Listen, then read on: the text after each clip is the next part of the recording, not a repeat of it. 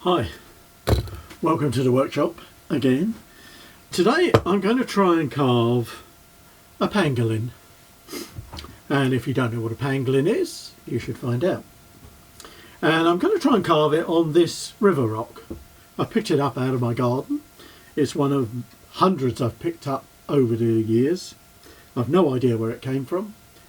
In terms of hardness, this is a little bit softer, I think, than my local beach stones, because I can actually scratch it using my Stanley knife blade test. But it's still pretty hard. So I'm going to give it a go, and I'm going to use the shape of the stone as part of the carving. You know, that's going to dictate the shape of the pangolin that I'm going to try and carve.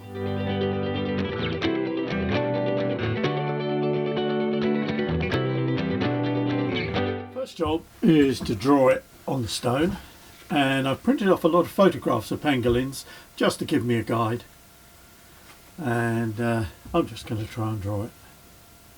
I've already started a little bit playing around. I've started by drawing a centre line down the middle of my pangolin. And I obviously want to keep the drawing even both sides of that line, because I'm going to try and carve it across the top of this stone following the natural line of the stone. I've got to be a little bit cautious. There's some natural fault lines in this stone running through there. You can see that. This is the scratch mark I made with the Stanley knife.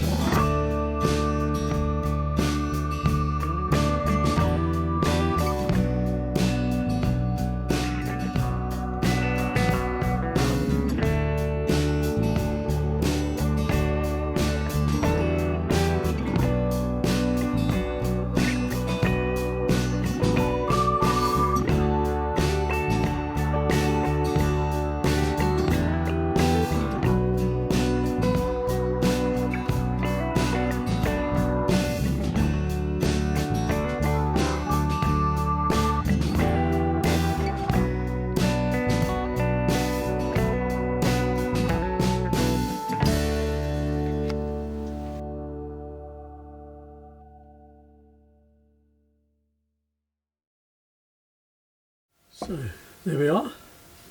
I think that's all I'm going to do for now. One pangolin on a pebble. As I say, if you don't know what a pangolin is, Google it and read about it and weep. It's one of those animals that's being driven to extinction by the Chinese and Vietnamese folk medicine industry, along with so many others. It's a cute little thing. It's harmless.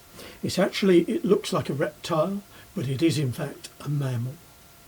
And it's perfectly harmless. It trundles around the forest floor eating termites and ants.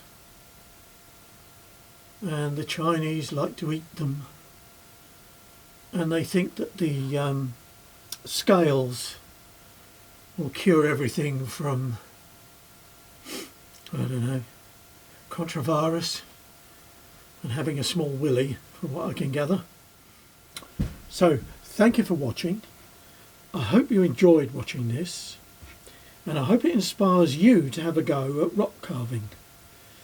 And this idea of picking up a pebble and using the shape of the stone for the subject matter is a really good idea. It saves a lot of waste, getting rid of waste material. Anyway, I hope you've enjoyed it. Thank you for watching. If you have, please give me a thumbs up. And if you want to see me do more stone crafting projects, things like this and all sorts of things, please subscribe to the channel. Thanks for watching.